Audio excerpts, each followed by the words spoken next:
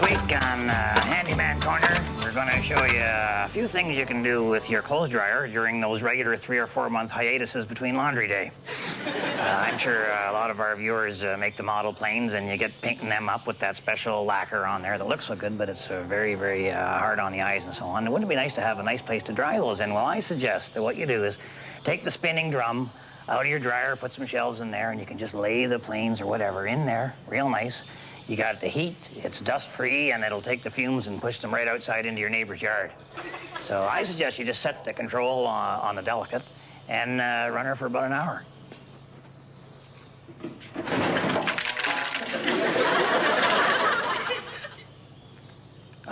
That is interesting because I had specifically asked Harold to remove the spinning drum, but, well, he's either forgotten or maybe he got too busy Simonizing his head.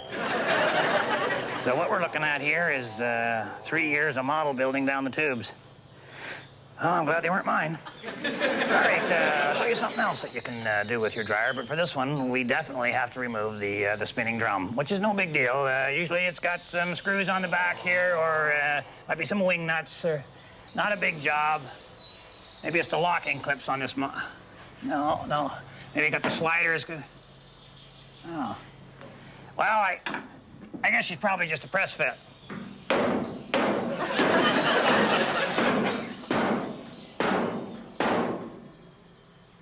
All right. Where we are now is what we call the point of no return for a handyman, where in order for me to continue trying to get the spinning drum out of the dryer, which is more trouble than it's worth, I have to make the conscious decision to take this personally.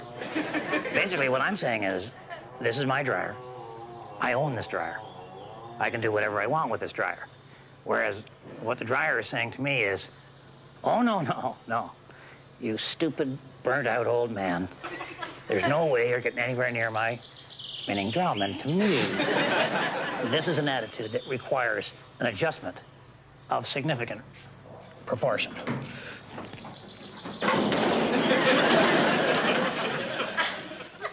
Alrighty, I didn't get everything out. I left the motor and the belts and stuff. I don't think they do much. I got the drum out. That's the main thing.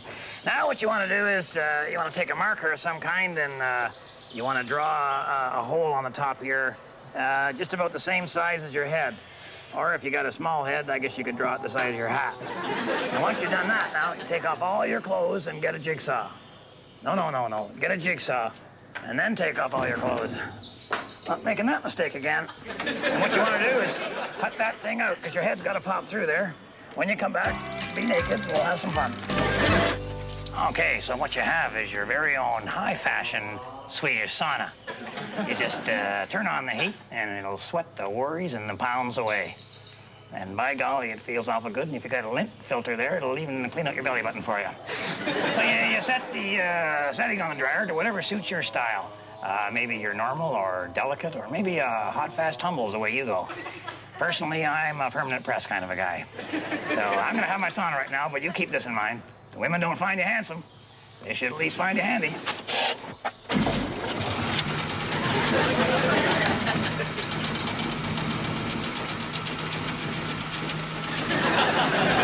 This week in Handyman Corner, we're going to show you how you can scare off wild animals, for example, bears. Now, you know, bears hardly ever take a swipe at anybody. They're mostly noise and teeth, kind of like Harold.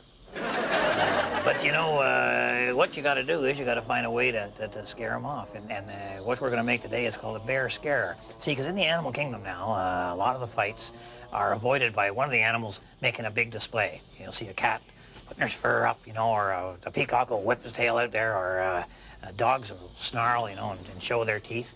And the idea is you make yourself look real vicious and mean, you know, or at least hard to swallow. So what you're going to do to make our bear scare, you're going to need some things. You're going to need some marbles, and you're going to need some Hawaiian shirts. You're going to need a backpack, some aluminum tent pegs. You're going to need some eye bolts, some sash cord, and some rubber gloves. If you're looking for those things, you may be able to find them all in Harold's closet. Now, the first thing I'm going to show you is how you make the counterweight noisemaker part of the deal. You take a small can like this, and you put the marbles into the can.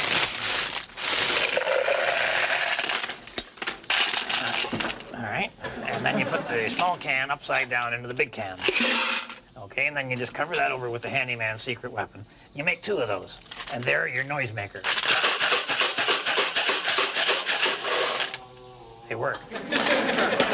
Now, we're going to make our visual display. To do that, we take our backpack, put it into the vise.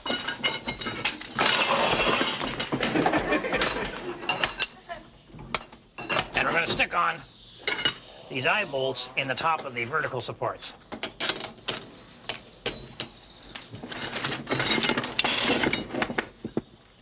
Okay, so once we got our eye bolts on here, we've added the pieces of PVC pipe to the side, and we really horsed her down there with the handyman secret weapon again, duct tape. And again, be generous with the duct tape. You know, spare the duct tape, spoil the job. All right, now we take one of our pieces of sash cord, runs it through the eye bolt, okay, like this.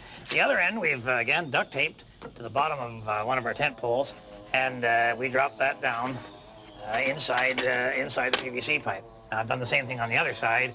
And when we pull the strings, well, I think you can see where we're going with this. Now we just finished packing in our plumage here. Take the ends of the pull cords and attach them to our noisemakers.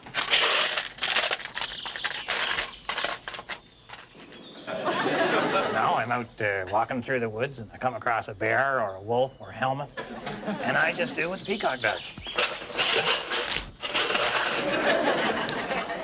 Now, if that doesn't get you to the outhouse safely, I don't know what will. So remember, if the women don't find you handsome, they should at least find you handy. There's my marbles here. Ooga chaka, ooga. This week on Handyman Corner, I'm going to show you something you can do with an old fridge that's lost what it takes to keep your butter hard. You know, an old fridge like this, I'll tell you something, you'd have to pay a scrap dealer to haul this thing away. But we're going to turn it into something that no junk dealer would touch. A gentleman's armoire. All right, first thing we got to do is we got to disconnect the refrigeration unit here. All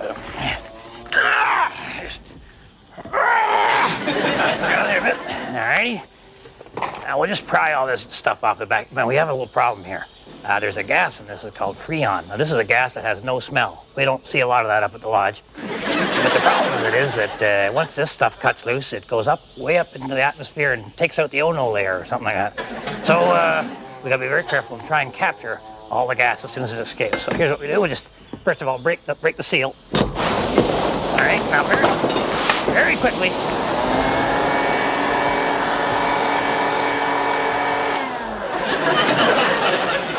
You know, if everybody did that, the Earth would be a heck of a lot better place to live, I'll tell you that.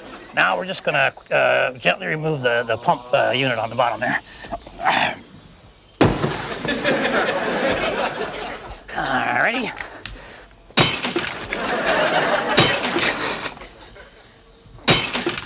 My golly, she's really on there. So now we got her. And what do we have to do to turn it into a gentleman's armoire? Diddly squat. You got your ties in the door there. You got a shelf for your shirts, you got a shelf for your pants, you got a shelf for other things that you don't like to describe in public. You keep your underwear and the cheese, keep her over here. Keep your socks in the vegetable crisper. You might want to throw a box of baking soda in there. You got all your clothes handy and just right ready for you to use. And look what we got up here in the freezer. Your very own haberdashery. You know, Harold says teenagers like to wear cool clothes. Well, how much cooler can you be than have your clothes in the fridge? Personally, I'd rather give my clothes to Sally Ann and throw Harold in the fridge. Actually, I did want to show you something else you can do with a fridge. You can turn a fridge actually into a fishing boat. But we are a little short of time, so I'm just going to say, remember, if the women don't find you handsome, they should at least find you handy. If you want to do the fishing boat thing, you just knock off both doors, flip her over on its back, put a 20 horse on the back, throw your bait into the meat keeper, and you're gone. This week in the Handyman Corner, I'm going to show you how to make a sou'wester for up north, designed by a guy from down east. And the first thing you need is a couple of these vinyl plastic tablecloths. And the second thing you need is one of these electric glue guns. So I'll just plug this in. If you don't have one of these glue guns, by golly, they are a terrific investment. They spew out a kind of real hot, sticky glue, and You can use them to caulk around a window, if you never wanted to open that window again. Or you can use them for decorating cakes, you know, or, you know, you can just take the glue right out of there, and it makes a dandy little soldering iron. It's also real, if you got good handwriting, you can use them to brand cattle. The only downside is they take a little while to heat up. All right, I guess it's ready. So now we just put a glue stick in the end there and load her up. And we're ready to start gluing. It just comes right real easy. That's what's wrong. Oh, no, that's a piece of chalk. Glue sticks. There they are. Oh. That always happens. Well, here's one. Okay, so we stick the glue stick in there, and then you just give it a little squeeze, and yeah. Oh, all right, well, I'll clean that up later. Okay, the next thing you want to do is you want to spread one of the tablecloths out on the floor, and you want to lie down on it and trace around yourself. Spread your arms out, and this is something that may seem a little bit awkward, but it's not that hard to do. Okay, you just trace right around. It should make a mark. Oh, that's a glue stick. There we go. Scared me for a minute there. Mark right around yourself, and it's an unusual talent, but it can come in handy if you ever get shot. And you know, leave a little bit of extra room so the raincoat doesn't fit too tight. Sorry about the view. Go right up over your head. And leave a space for your hands to come up. Yeah, so now you're done. And there's basically my shape. Boy, I could stand to lose a little weight there. Anyway, now you cut that out, and then you put that on top of the other plastic sheet, and that becomes your form, and then you've got your raincoat underway. Okay, now you can just cut along the chalk line using a pair of scissors or tin snips. Or if everybody's borrowed all your stuff and never brought it back, you may have to use some tree pruning shears. All right, we're through there, and once you've done that, you can start sewing the coat together with the glue gun.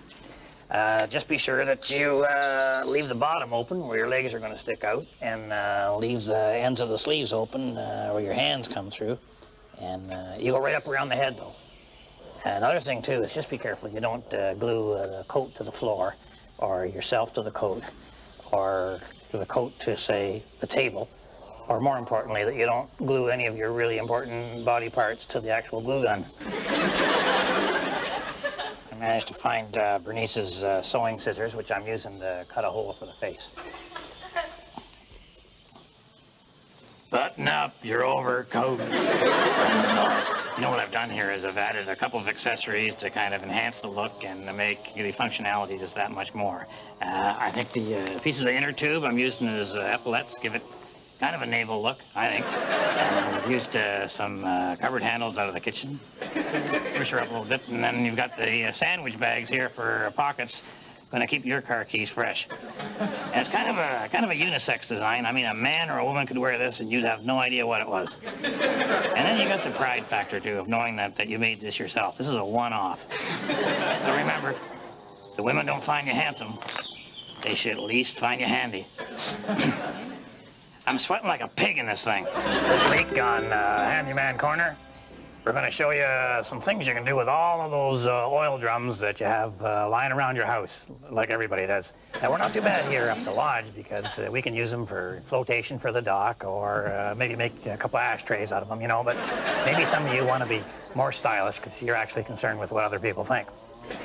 So I suggest you do something like this. You take a cold chisel and a persuader of some kind, and you just drive a hole in the middle of the drum.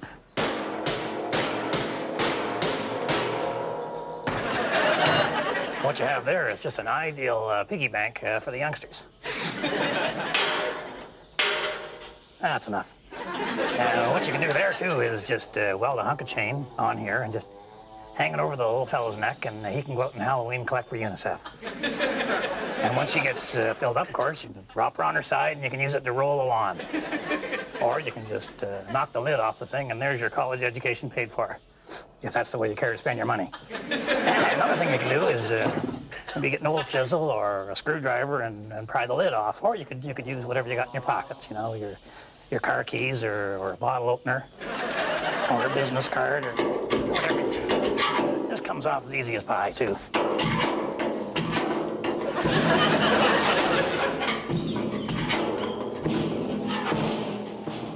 Okay, once you've done that, you can use the lid as a serving tray, and you cover it all with crackers. And then you fill your oil drum with pâté. Or if you're on a budget, just use peanut butter with anchovies in it. Your guest can take your cracker, scoop into the... Oh, boy. So, that looks great, doesn't it? Okay, maybe we should have rinsed the oil out of there first. But if you're having a party and you got 3,000 guests or so coming, I'm telling you, an oil drum full of pâté is going to just serve everybody. You're going to run out of crackers way before you run out of pâté. And the beauty of it is with this system that when the party's over, just pop the lid back on there and run a bead of silicone caulking around the outside, and that'll keep indefinitely without refrigeration. We've had this particular pâté since... that was in the 40s, I think. And if you're good with a cutting torch, you know, you can really go to town on these units. You know, you can cut up the oil drums into all kinds of different things. Love seats, or patio furniture, or some kind of a decorative awning. There's all kinds of things you can do. You know, another idea is a bird feeding station. You know, like one of these, you're talking about a 50-gallon bird feeding station. You only have to fill that sucker once a year. Okay, so, there you got yourself a dandy bird feeder. And, you know, just as a joke, you can fill that thing up with oat bran. The birds will eat that, and they'll wish they'd gone south, but you're going to have the best lawn on the street. And here's something else you can do with an oil drum. You can build yourself a doorbell that you can hear from any room in the house. What you do is you just get a pretty heavy little persuader such as this, and you hang it from one of your rafters or the doorknob of your bedroom, whatever. And you have that hanging down, and you line it up with an oil drum, and then you put the hammer over the door, and then when anyone arrives, swings in, then, boy, you can really hear it. I'll show you how it works. This is going to be the sound you're going to hear when your guests arrive.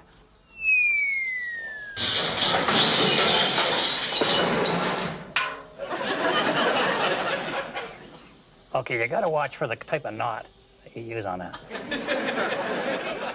Okay, for this next thing now, you're going to need a picnic table. Now, you can buy a picnic table, or you can build your own, or... if you have a decent chain cutter, you can get one free from a conservation area. And another thing you're going to need is a couple of these steel rods. These are what they call reinforcing rods they use for the construction crews, but you know, you can horse them right out of the concrete if you get there before it sets. That's how I learned all my Italian swear words. And the next thing you're going to need is what we call a hole saw. And use that, you're going to punch some holes in each end of the oil drums and also into the picnic table.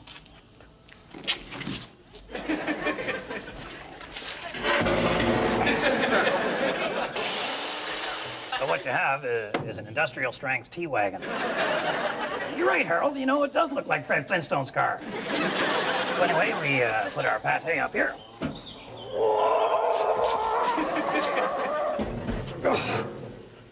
And we're all set to go serve our guests. So remember, until next time, if the women don't find you handsome, they should at least find you handy. Yabba dabba doo.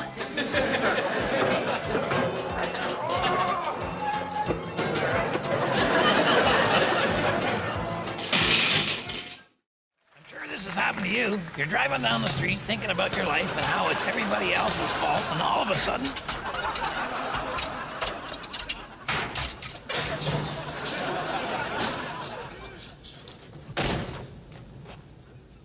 All right, no matter how mad you get at these smart Alex, don't run after them. You just look like a fool. Never chase teenagers. You'll either have a heart attack or fall on the ice and rip the crotch right out of your pants. And that's more of a summer thing. I say don't get mad. Get creative. What I've done here is I've taken an old pie plate, nailing her onto the bottom end of my hammer. That's actually going to be a valve, but you know what? I'm getting a bit ahead of myself here. Before I do that, I'm going to mount this old cooler on the roof of the possum fan. Before I get to that, I'm going to make up a huge batch of snowballs and put them in here. Oh, man.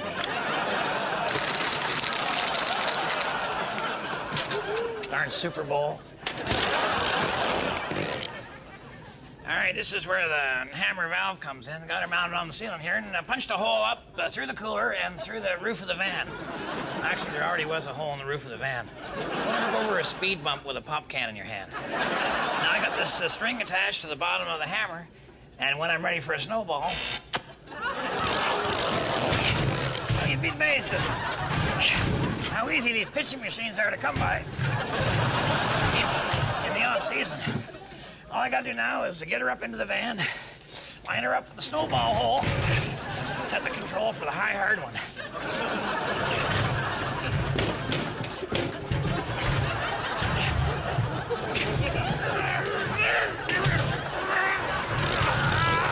All right, I got her all lined up and in position.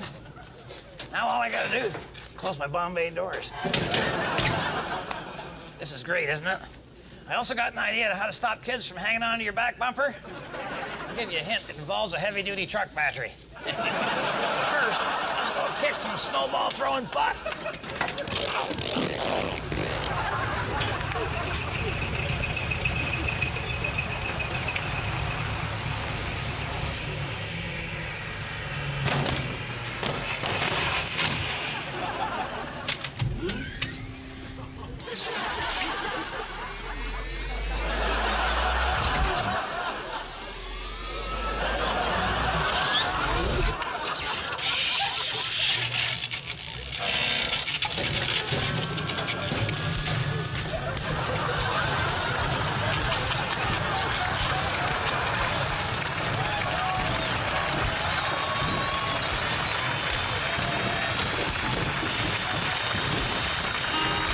This week on Handyman Corner, we're going to show you a fabulous lawn and garden instrument, the leaf blower. Now, to me, the leaf blower is the greatest invention since chainsaw or duct tape.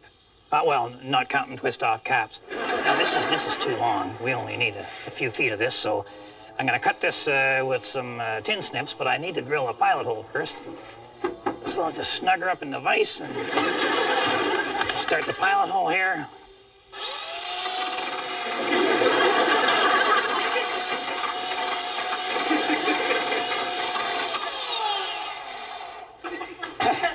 Maybe I can think of a smarter way to do this.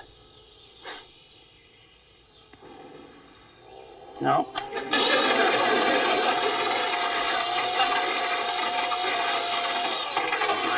I know what it is. This is metal, and I'm using a wood bit on this. Gosh. I should be using a saw.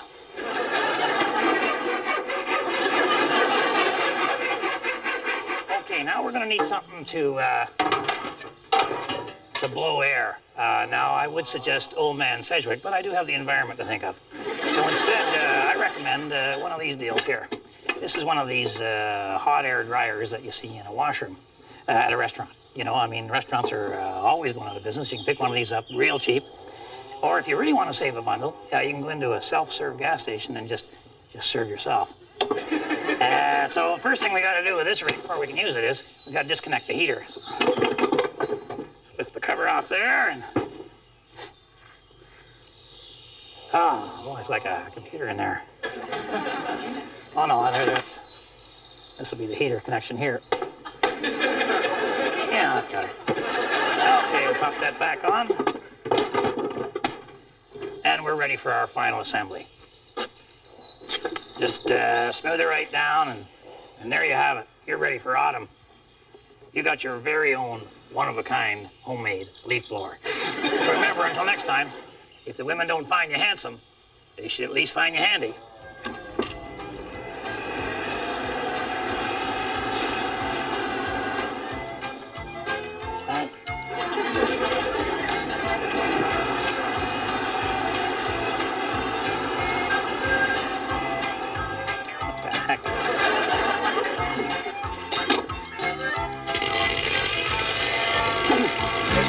Handyman Corner, I'm going to show you how to turn your home into a castle by using fancy decorative trim, because almost every castle that I've ever seen, the pictures, you know, have always had fancy trim on the outside, up the walls and across the tops and inside as well.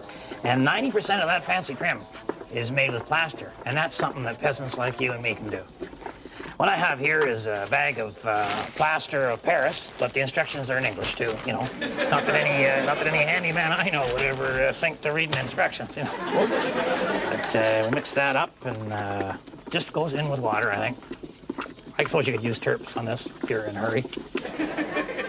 That seems about right. Nice and pourable.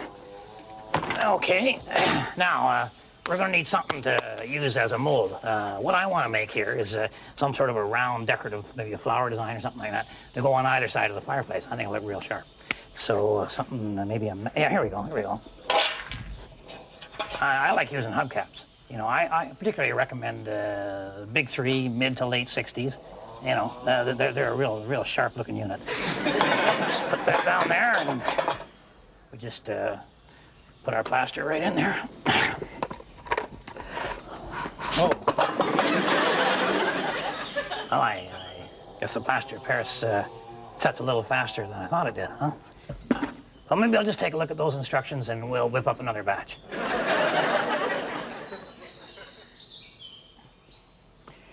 Okay, well, according to the box, once you mix it up like this, it sets in about 10 minutes. So I better get right on that. So I'll just put this right into my hubcap. Okay. Boy, maybe I made a little too much here. I wish I had all 4 hubcaps, and I would have if the guy had parked longer. Oh, wait, I don't have much time here. I can sort all that stuff out later. What do I got left? About 8 minutes, 8.5 minutes, something like that. All right, what else? Excuse me.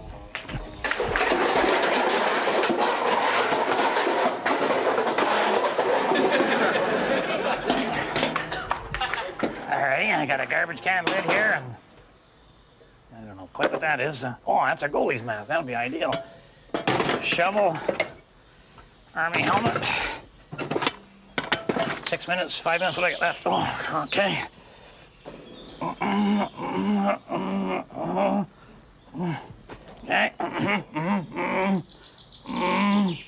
Okay. Oh, 5 minutes. 5 minutes left.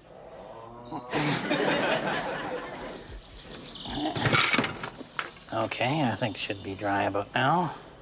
Just check it.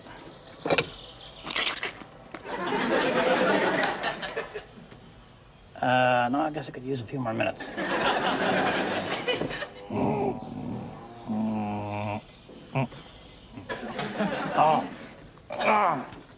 Okay. Just put a little time in there waiting for the plaster to set. Okay. We should be in good shape now. All right. All right. Well, by golly. I think we got her. Look at this. Look at this. Just take that off there real easy. Is that attractive? What does that say to you? Does that say money? Does that say rolling in money to you? Put that up on. You know what that looks like? It's one of those classic drama things they have. They have tragedy, you know, and they got, tragedy this way, and the comedy. And then you could put this one, which would be shut out. Or could make a dandy clock. Put the hands right on the nose. And we got our, oh my God. Oh, take a look at that, Be Still My Heart. Isn't that a beauty? Now that could also be a clock. I would put that clock, I'd put that clock anywhere. I put that right on the front of my car. That is a beautiful, beautiful thing. And, well, here's another thing. We're in the kind of a clock motif here. How about this? That's a sundial. Huh? Oh, and the only other thing is, these here are more of a, I guess they're more of a fun, more of a training, not really something big enough to make a clock out of. A watch, you can make a watch out of these, maybe. Oh, no, you might make watches for all your friends. Yeah? So this is obviously the perfect kind of hobby for anybody who cares what time it is. Remember, till next time, the women don't find you handsome. They should at least find you handy.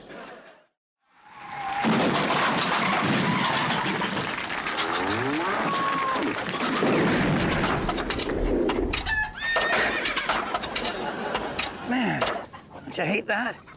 Come home after a tough day at the racetrack and your wife hasn't found time to shovel off the driveway.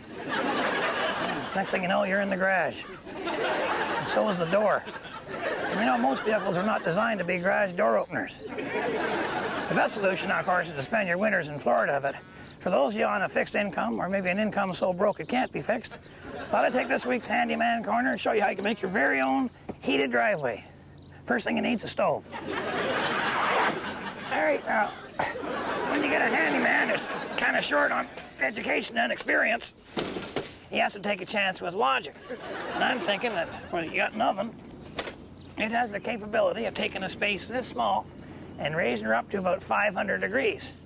So it just makes sense that would be enough power to take a space this big and raise it up to above freezing. Huh? Now, I know scientists would probably sit down with a computer and figure out the BTUs required and all that. But I say, let's just try it, and if it works, well, then we got it right. And if it doesn't work, well, at the very least, we got through a Saturday without being forced to go shopping. Okay, the first thing we want to upgrade is the burner, because we need something that's going to cover a lot more ground. I'm thinking chain link fence. I found this roll just sitting on the side of the main road there. Actually, they're building a fence along the side of the forest. But, hey, those trees aren't going anywhere.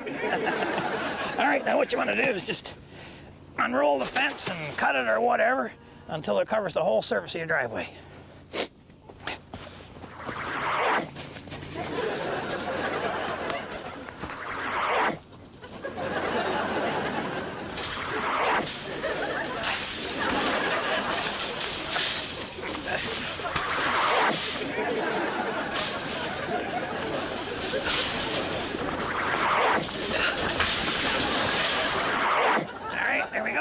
Got the fence all hooked up there, just like a burner. What you want to do now is hook the other end up to the various elements on your stove. Almost got it, and perfect. Okay, now we're ready to turn our snow-covered driveway into a fresh-cooked driveway, what I call Baked Alaska. All right, you set your oven on 500 degrees bake, eh? Set your timer for spring. And you're done. Man. So remember, if women don't find you handsome, they should at least find you handy. This week on Handyman Corner, Harold has joined me here, unfortunately. We're going to show you how to make your very own neon sign. You know, a lot of the young people today, they're putting the neon lights under their vehicles, actually, for some reason or other. Uncle Red, that's a statement. Yes, it is, and the statement is, I have way too much money and no idea what to do with it. All right, we're gonna make our I can't believe it's not chicken sign, and I suggest all you do is get yourself some normal neon lights and then just bend them into whatever shape you want. Go ahead, Harold. Oh, yep. Okay. Yep. Well, our I can't believe it chicken sign starts with an I. Done. In fact, it has 1, 2, 3, 4 eyes. Just like you, Harold. Oh, look at this. Yes, excellent. It even has an exclamation point. Bing. Your turn. All right, well, we need 2 C's on that, so I would say we put that into the vise. Oh, wait a sec, Uncle Red. Safety first. Oh, for gosh sakes, Harold. No, safety. Ow, ow, ow. Sorry. No, I'm sorry. Now, let's try it again. There. All right. Yeah. All right, you put the tube into the vise. Now, the secret here is don't tighten her up too much. Just nice, just get a little bit snug. Okay, see what I mean? That was a little too much, all right? So what you want to do, I say don't even go with the vise on that. Just take it and bend it around some kind of a pipe. You gonna help me with this, Harold? No, thank you, though. All right, just bend that nice and snug it right up. Okay, that was not quite perfect, so I think what we're gonna need to do is add some heat to her. We need some kind. Harold, find my propane torch, will you? I was soldering the other day. I put it down somewhere. Oh, yeah. Right where I left it. All right, now we'll take a bulb here, and we just gently kind of just get the thing to soften up the metal. Whoa! Harold, down here a bit. Harold. Well, as it turns out that glass wasn't nearly as pliable as Harold thought it was. So now, to make our letters for our sign, we're gonna need something that's long and rubbery and full of gas. Shooting fish in a barrel, Uncle Red? Yeah, all right. So what I've got here are the little balloons that the magicians use, you know, to make those little animals and so on. All right, that's gonna be... That was the balloon. Okay, stretch that out a little bit. I'm sorry, Harold. Not a problem. Not really. All right, Harold, why don't you give this a try? Oh. Yeah. Go ahead, you young people, you got the... And I don't want it, but you... Oh.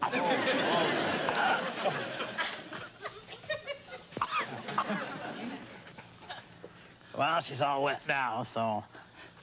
I got a better idea.